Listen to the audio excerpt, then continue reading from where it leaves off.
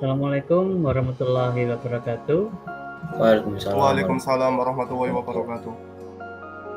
Baik, teman-teman semua, hari ini kita pertemuan 13, yaitu membahas tentang perencanaan formulasi sesuai dengan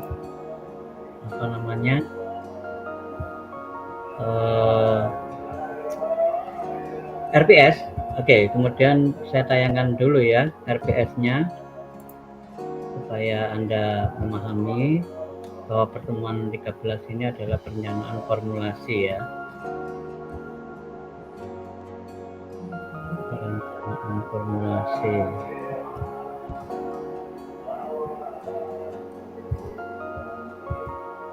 Nah, baik teman-teman. Ya, apakah bisa dilihat ini? Nah, ini. Bisa, Ini kita bahas tentang pertemuan 13, yaitu perencanaan formulasi ya. Oke, nanti silakan kalau ada pertanyaan mungkin begitu ya. Kalau nanti juga saya akan bertanya mungkin bisa diulas karena ini sebenarnya kita sudah nyusun dokumen gitu ya pertemuan 13. Namun informasinya sudah dijelaskan pada saat sebelum pertemuan ini kan begitu ya perencanaan formulasi. Oke. Tapi saya ulang dulu perencanaan formulasi apa, kita mulai dari slide-nya gitu ya. Oke, saya stop sharing dulu karena ini RPS-nya. Ya, kemudian saya akan menampilkan slide untuk pertemuan 13 gitu ya.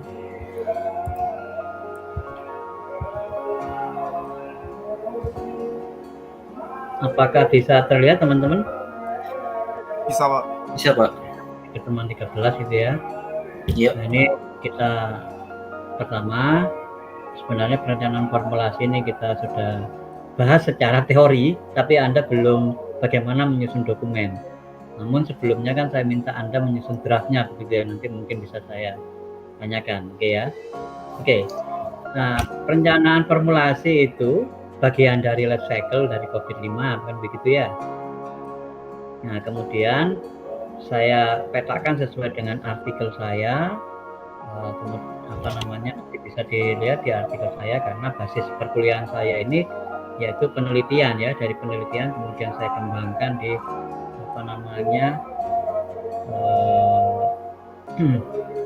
perkuliahan saya sehingga selalu up to date gitu ya, dan basis referensinya juga basis penelitian akhirnya. Baik,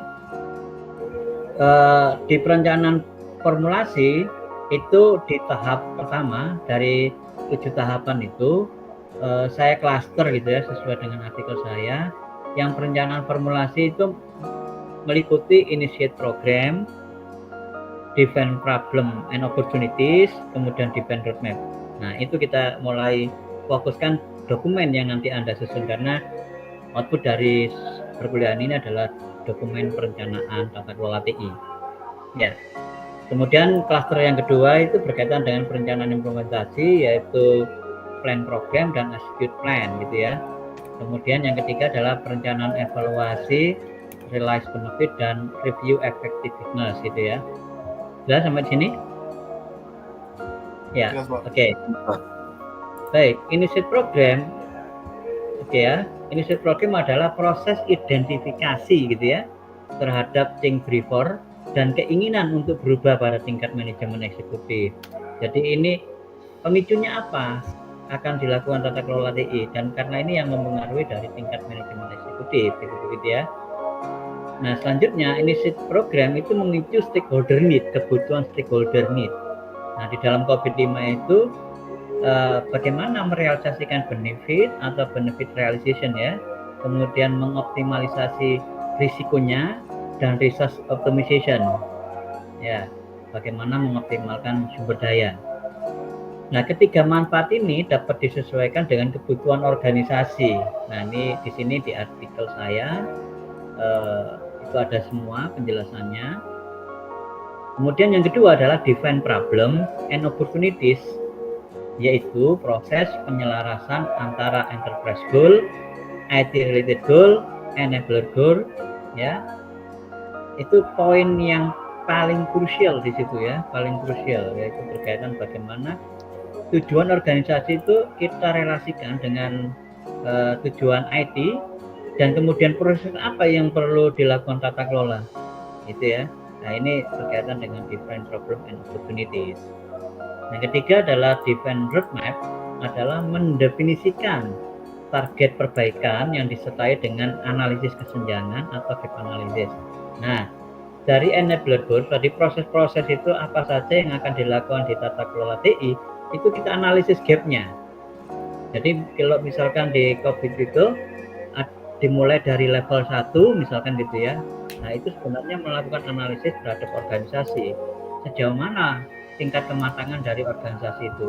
Misalkan kita asumsikan adalah di level 0, itu berarti yang paling bawah, level 1 hingga sampai 5 gitu ya. Misalkan di level 0 itu benar-benar ad hoc ya, tidak ada proses yang terdefinisi gitu ya dengan baik. Pokoknya ini ada ini dikerjakan. Kemudian masuk ke level 1, prosesnya terdefinisi tapi belum terstruktur seperti adanya SOP gitu ya. Dan selanjutnya. Nah, kita melihat analisis gap-nya. Nah, kira-kira bisa dipahami ya, initiate program, define problem, dan define project, teman-teman bisa dipahami? Bisa, Pak. Siapa? Bisa ya. Nah, ini kan kemarin Anda sudah melakukan analisis ya, sebelum membuat dokumen. Nanti kita cek, karena minggu lalu ya kita lakukan draft perencanaan formulasi gitu ya. Kemudian kita coba dari masing-masing teman, nanti saya akan tanyakan gitu ya. Bagaimana, apakah sudah tepat atau tidak gitu ya. Ya. Yang berkaitan tadi yang tertulis di sini ini sesuai di dalam COVID, stakeholder driver ini yang saya katakan adalah bagian dari initiate program. Nah, ini ada di paper saya yang kedua gitu ya teman-teman ya, yaitu yang ada di Fasilkom, yaitu artikel Sinta juga, yang sebelumnya Sinta 3, ini Sinta 4 gitu ya. Saya katakan di sana yaitu berkaitan dengan model keselarasan strategi bisnis TI berdasarkan COVID-5. Ini initiate program.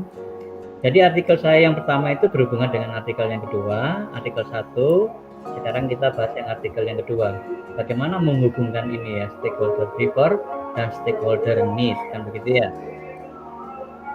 Stakeholder driver itu pemicunya mempengaruhi stakeholder needs, seperti yang saya sampaikan berkaitan dengan benefit, realization, risk optimization atau resource optimization gitu ya. Nah, disinilah mulai membentuk tujuan organisasi, tujuan IT ini dihubungkan. Terus ada keselarasan, baru prosesnya apa? Setelah proses ini ditemukan, kita lakukan analisis gap, barulah di situ kita menemukan gapnya, ada temuan, dan disitulah akan dilakukan tata kelola TI. Sampai di sini bisa dipahami? Bisa, Pak. Iya. Bisa, Pak. Oke. Kalau di buku COVID ini kan saya ambil dari buku COVID-5 gitu ya. Nah, ini ada appendix gitu ya. Ini semua ada informasinya bagaimana caranya ya. Cara menghubungkan, nanti kita praktekkan. Baik. Alangkah baiknya, karena ini materinya kan sudah dibahas juga sebelumnya, alangkah baiknya mungkin bisa di-share dokumennya dari kelompok 1 gitu ya, dari Mas Farisal gitu ya. Silakan Mas Farisal. Ya, Pak. Saya stop sharing dulu ya. Silakan, ini kan yang berkaitan dengan dokumen sampean yang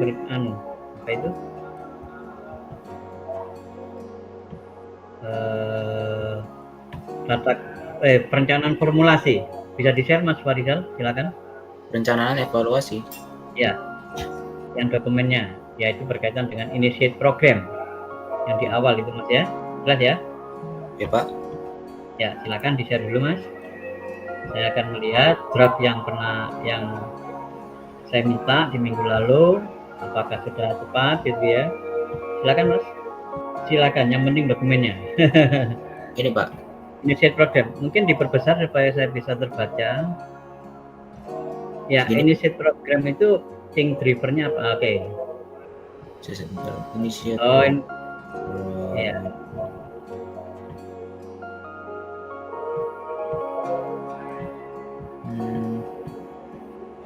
Wah, sudah bagus sekali nih ya, pekerjaannya sudah. Iya Pak. Yang ini Kak Pak? Ya, betul.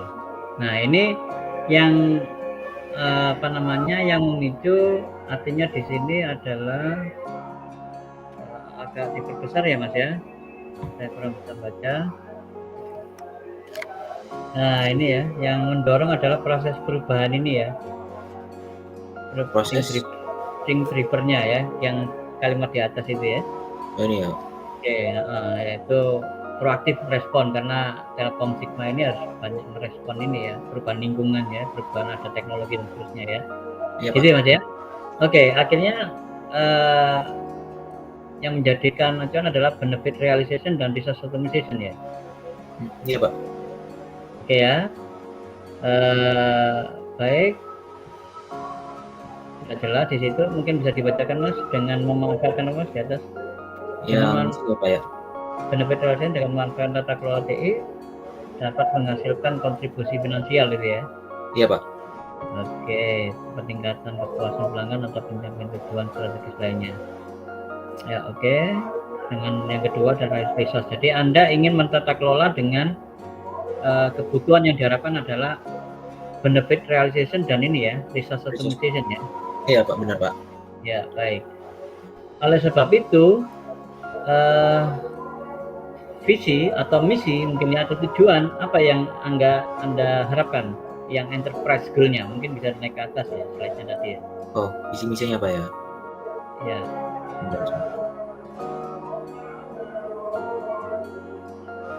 Visi dan misi.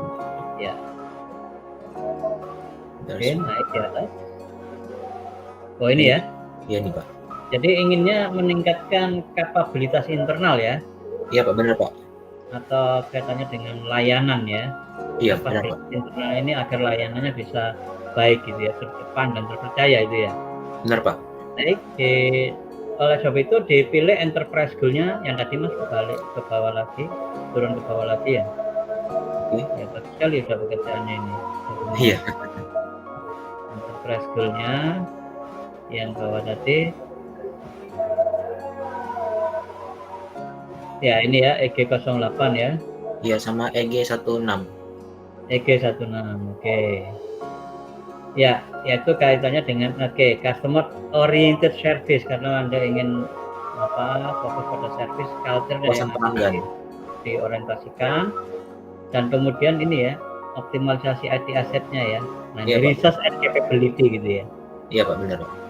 Baik, terima kasih Mas Farizal. Makasih kemudian Pak. Kita ya bisa disconnected, mungkin kita lanjut ke materi yang berikutnya adalah define problem.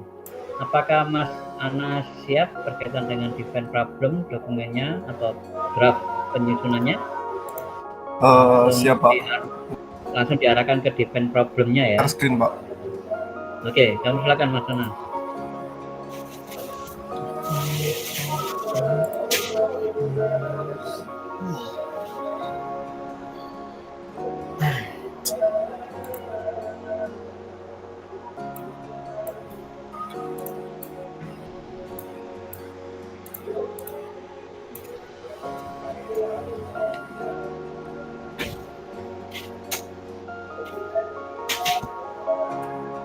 Apa sudah terlihat Pak?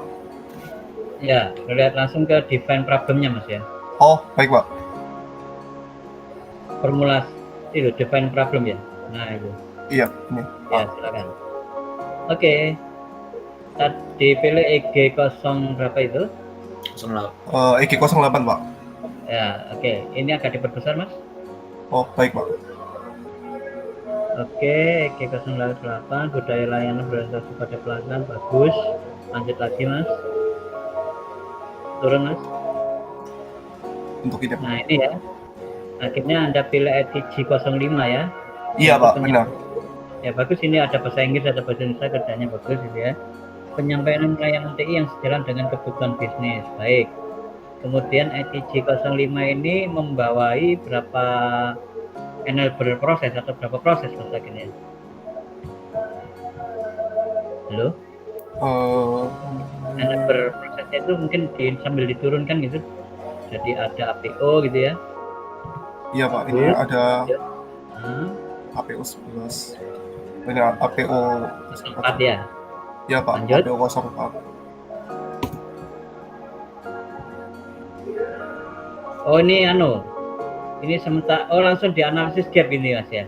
Iya benar Pak. Berarti masuk yang nomor 3, define ini ya, define apa namanya? Define roadmap-nya ya. Iya Pak, benar Pak, define roadmap-nya Pak. Oke, ini ya enable prosesnya oke. Nanti bisa di enable proses dulu berapa, nanti baru dimasukkan ke sini semua gitu Mas ya. Oh baik Pak. Ya, oke, bagus. Tapi sudah paham apa yang diteorikan. Jadi kemarin ada hasilnya Mas ya, dengan menganalisis paper punya saya itu akhirnya bisa menyusun dokumen dengan baik ini. Iya Pak, benar Pak. Alhamdulillah gitu ya. Baik. Level 1 ini proses inovasinya ada dan berjalan. Sekarang diturunkan Mas. Namun ini tadi yang saya sampaikan betul ya, ad hoc itu berarti kan sementara ya, artinya ya kadang ada, jadi setelah itu selesai dikerjakan mungkin nggak muncul lagi gitu ya. Iya Pak. Inovasi kan tidak seperti itu, makanya sampai naikkan ke level berapa itu Mas? Level 2 ya? Iya, ini ada level 2 manage proses. Inovasi tidak hanya berjalan tapi juga dikelola ya. Nah ini Iya, Pak. juga dikelola secara aktif. Nah ini berarti bisa dibuatkan SOP karena di level 2 itu bisa supaya terencana dan kinerjanya itu nanti yang direkomendasikan salah satunya SOP. Nah di sini rekomendasinya apa Mas? Ini ada kesenjangan ya, ada kesenjangan. Nah betul. Gap analisisnya, kesenjangannya. Konsistensi ya, konsistensi. Terus apa lagi? Silakan dibaca. Keterkelolaan ya. Iya Pak, benar. Oke, akhirnya di situ butuh yang namanya itu ya, kerangka kerja ya, bagus. Berarti bisa dilakukan pembuatan SOP. Ya, pertanyaan 1 yang dijawab oleh Mas Farisal sudah bagus, dilanjutkan oleh Mas Anas. Ya, sudah bagus. Terima kasih Mas Anas. Iya Pak. Ya, mungkin Mas Anas mau tanya ini yang berkaitan dengan ini tadi. Mungkin ini ya, enabler prosesnya mungkin tidak satu gitu Mas ya. Iya Pak. Itu yang mungkin ditanyakan, kok saya lihat kok masih satu begitu ya. Iya benar Pak, enable prosesnya ini masih satu saja. Iya.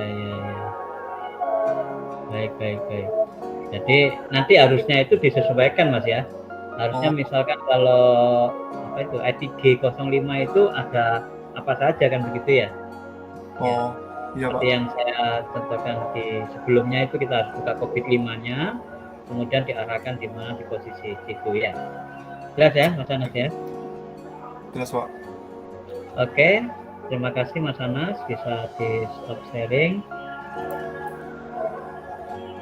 Oke. Kemudian kita lanjut yang berkaitan dengan ini ya. Kalau misalkan saya tanya dengan ini artikel saya yang di Fasilkom itu, Mas Anas atau Mas Farisal sudah buka itu ya? Atau Mas Putra? Apakah sudah buka artikel Fasilkom? Kalau kita tidak tepat memilih misi yang dihubungkan dengan atau tujuan organisasi yang dihubungkan dengan IT related goal, kira-kira dampaknya apa Mas?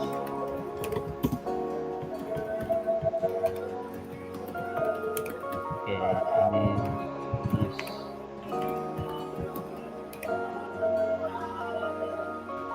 Atau ini ya, silakan Anda jawab di chatting aja Mas ya, karena mungkin ada pernyataan yang ditulis walaupun soalnya lisan itu ya.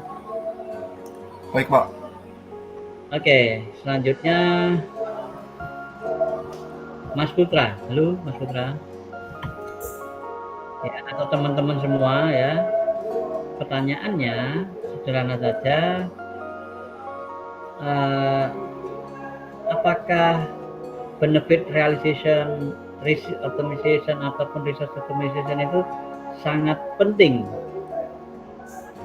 terhadap tata kelola? Ya, silakan dijawab di kolom chatting untuk semua teman-teman ya. Saya ulangi pertanyaannya, Pak. Tadi pertanyaannya Pak Yopi itu kalau kita tidak tepat memilih misi atau tujuan organisasi, kira-kira dampaknya apa? Seperti itu ya, Pak? Ya, betul.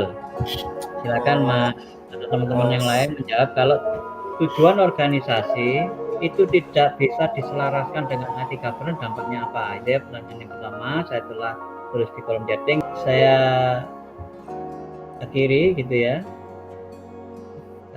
Berkaitan dengan pertanyaan formulasi perencanaan formulasi, saya tadi sudah saya sampaikan ada interaksi, kemudian soal yang dikerjakan tadi ya, ada 2 soal, jangan kirim di kolom chatting atau di upload di Pavilion. Terima kasih, saya akhiri. Assalamualaikum warahmatullahi wabarakatuh. Waalaikumsalam warahmatullahi wabarakatuh.